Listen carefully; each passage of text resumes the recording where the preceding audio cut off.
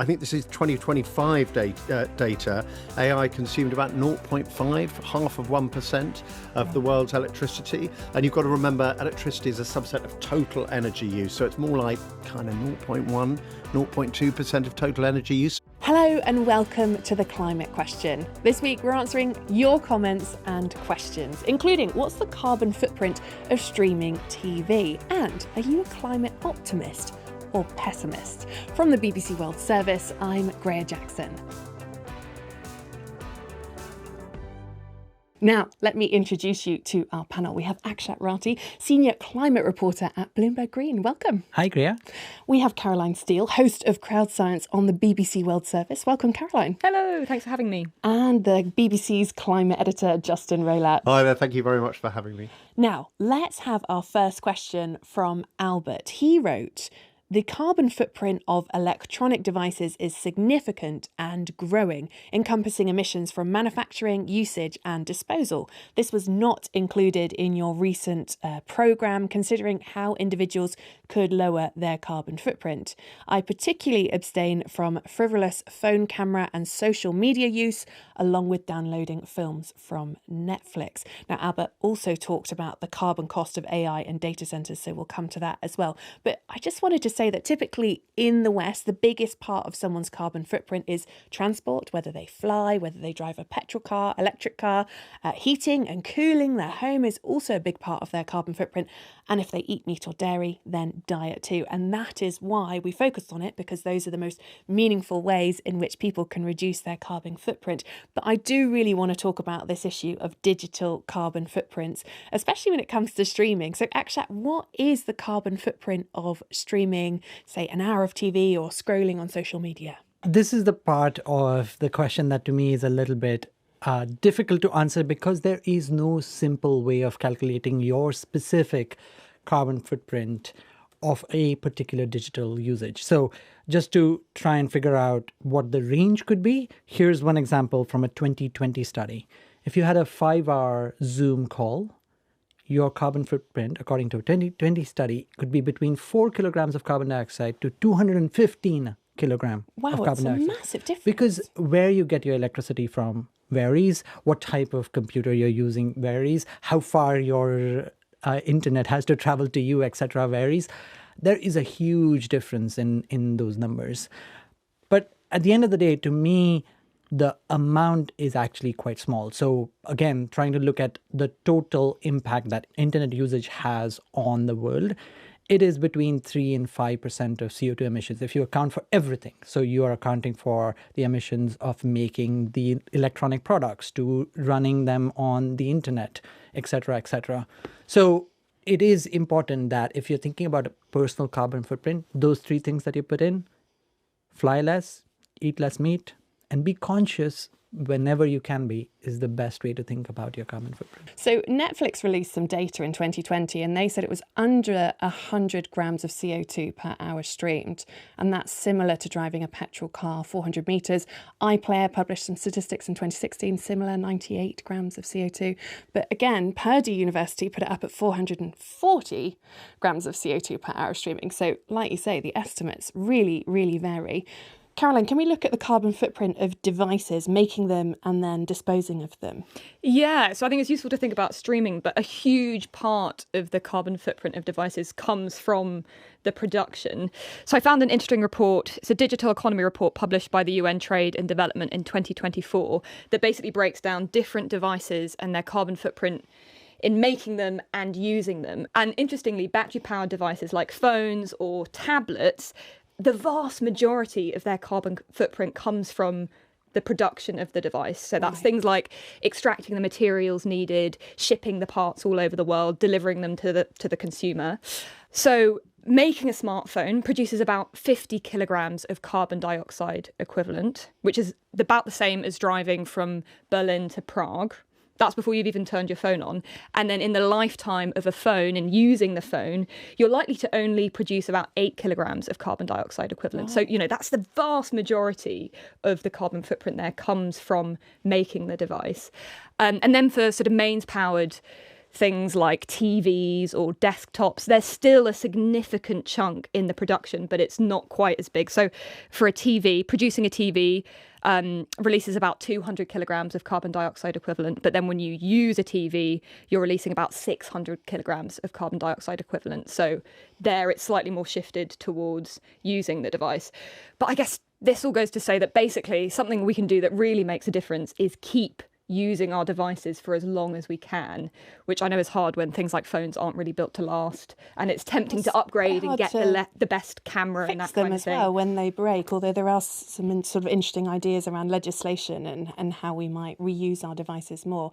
I mean, Justin, AI was also featured in Albert's question and data centres, and that's something that you've been looking at. Yeah, I mean, I think it comes back to what Akshat said, that actually it's quite a small proportion of most people's carbon footprint. And for a long time, the big AI companies didn't really release data, but increasingly they're releasing data. And it shows that actually the carbon footprint of an individual search is actually extremely low. You know, even if you're doing 10 or even 100, it's a tiny proportion compared to other things that you do. Like, I mean, anything that involves heating stuff up typically takes a hell of a lot of energy. So boiling a kettle or doing the washing would be much higher than, for example, using AI. So, and the issue with AI, it's quite interesting. The issue with AI is more that the footprint of big data centers is huge, and it's where they are. So some countries disproportionately are building these data centers. For example, in America, it's a huge proportion of additional electricity use, partly actually because America doesn't have a very rapid increase in electricity demand because it's not investing heavily in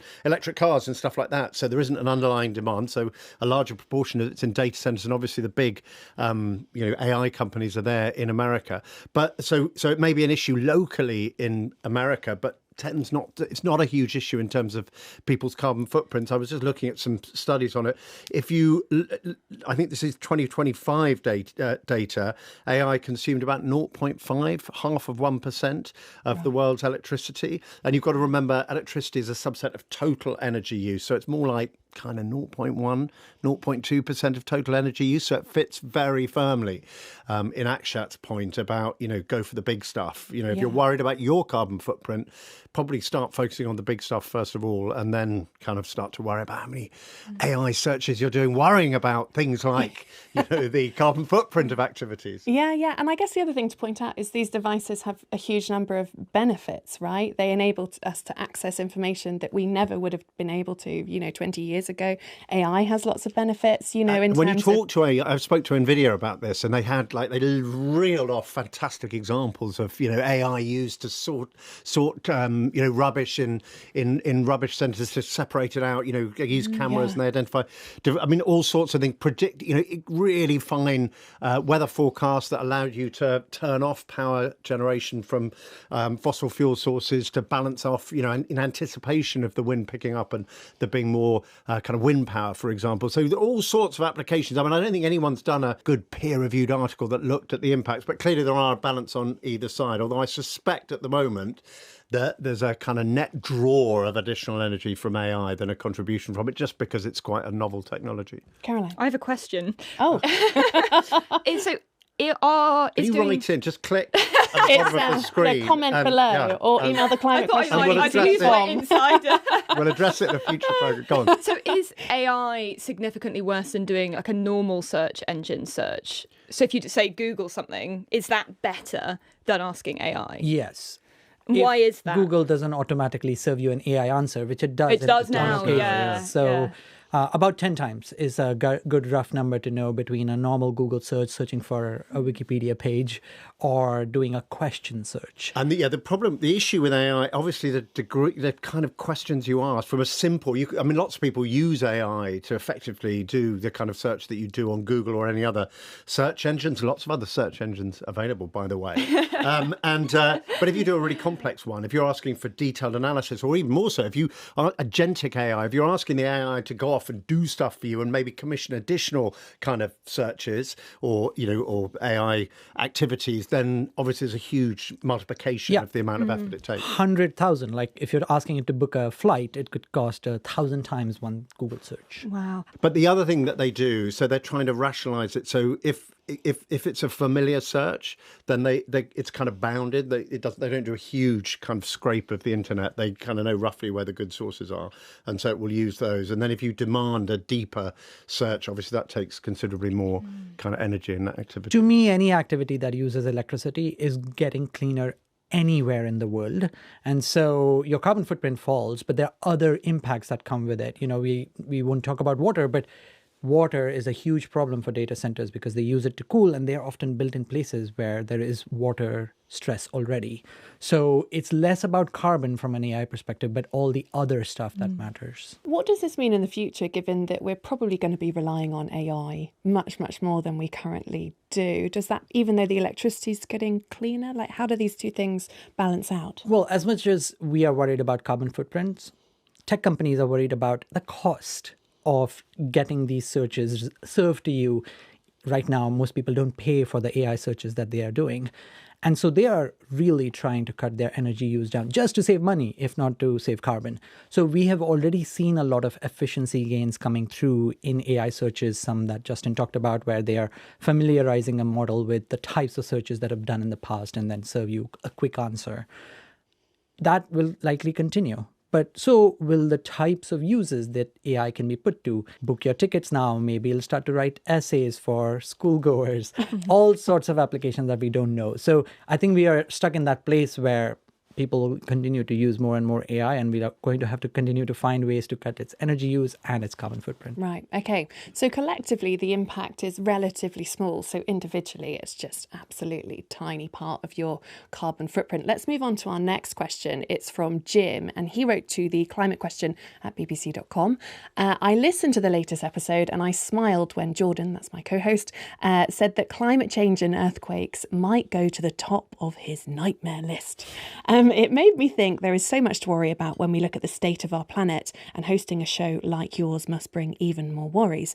Jokes aside, I often feel that young people and all of us can feel overwhelmed about the future. Now, Jim does go on to suggest we should make a programme about young people and climate, which we will do. But I thought we could all just go around and give one reason for pessimism and one reason for optimism. You can choose which way around you want to do it. Justin, do you want to kick us off? Let's start with pessimism. I mean, when you're a climate journalist, as I am, your email inbox fills up literally on a daily basis with a silt of emails with really worrying kind of studies and reports from around the world about what's happening, not just in terms of the changing climate, but the impact of climate on ecosystems and other environmental destruction. So, you get a real kind of, it's a proper doom scroll in the true sense of doom as you go through your inbox. So you become acutely aware of the pressures there are on the world and the way that, the climate's changing. But on the other hand, equally, there are some really positive developments. I mean, we've touched on them already. Potentially AI could be a hugely powerful force for making the world more efficient, making us use energy more efficiently, finding new ways to use energy or create kind of, the molecules that we need to, fire factories and that kind of stuff. So I think it's a real balance. It's a balance between, on the one hand, kind of pessimism and concern about the changes that are happening, how rapidly they're happening. More than 30 years on, and we're in the 31st years of the cycle of the UN climate talks, and the good news is we're beginning to see, it seems, emissions begin to level off, concentration still rising of CO2 in the atmosphere. This, gives you a sense of the mix. We've reached a very high peak in terms of emissions. If we do peak and start to reduce, we need to reduce really rapidly if we're going to avoid the worst impacts of climate change. So it's very finely balanced, Graham. Very finely balanced. Caroline. Okay, optimistic. A reason to be optimistic. I guess in my job, I'm lucky in that I get to see and visit scientists who are doing amazing things to tackle climate change. So, for example, earlier this year, I spent some time with scientists on the Great Barrier Reef in Australia who are growing heat-resistant coral and planting them on the reef and are already seeing tangible results in reducing coral bleaching. So, yeah, those kind of examples make me feel hopeful. And also I think there is something in kind of choosing to be optimistic in a way. I mean, research shows that there is a correlation between being generally optimistic and being physically and mentally healthier and happier. And it kind of also feels like we kind of have to choose to be optimistic, otherwise we won't do anything. So even though I would say my core is sad. Worried, anxious. Yeah, exactly. I like to choose to be optimistic. So I think that will help me make more of a difference. There is actually a report on this, and it's called the Goldilocks zone, which Okay. is where you've got enough sort of anxiety to motivate, but not too much so that you're paralysed, and not too little so you kind of just... You're like, la la, You it's make all it fine. sound like a very fragile balance. Where are you It in? feels like a fragile balance. So on the pessimism, I'd go one step further by saying, given climate change is the only problem for which there has been global governance of any sort, not one for pandemics, not one for AI robots, not one for nuclear weapons. Really, there isn't a global pact. Some countries have a pact to try and reduce Some weapons, countries but just pulled out of that. exactly. So if we can't solve climate change with all the facts that we know and a global governance system, well, What can we do? Exactly. I feel Yeah. pessimistic about the other problems. But on the optimism side, to me, climate has always been not just about climate change, but how much it can do good for the world, the types of solutions that we work on. And one really tangible one right now, we are living through what is the worst energy shock that the world has experienced. This is the International Energy Agency telling us that. And look at power prices in Europe. They're actually pretty reasonable. They've gone up. It's not to say it's not higher than it used to be, but not as high as it was in the 2022 energy crisis. And one of the key reasons is because at that time, we were able to install a lot of renewables and electrify a lot of our economies. And that happened just 4 years ago. So to me, the scale at which we can start to deploy many of these technologies and solutions have benefits outside of the climate problem. And that's great. Just on a pessimistic note on that, but it's still a tiny proportion of total energy use. The scale of the transformation we need is absolutely huge. But in a way, that should, I think, exactly in the spirit of what you say, should be a source of optimism, because we're in the middle of a really exciting industrial revolution that will create jobs and industry for millions, tens of millions, billions of people, and a cleaner, world. So I think that, there's another strong optimistic point there. Yeah, I think I get a lot of optimism from people who I meet on this, through this line of work, doing really incredible, ingenious things every single day. But anyway, we must round it off and finish there. Thank you so much to Caroline Steele, Justin Rolat and Akshat Rathi for joining us. Thank you. Cheers. Thank you. Thanks.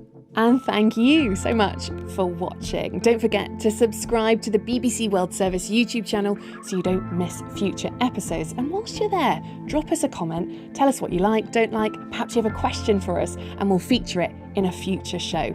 I'm Greg Jackson, and I'll see you next time.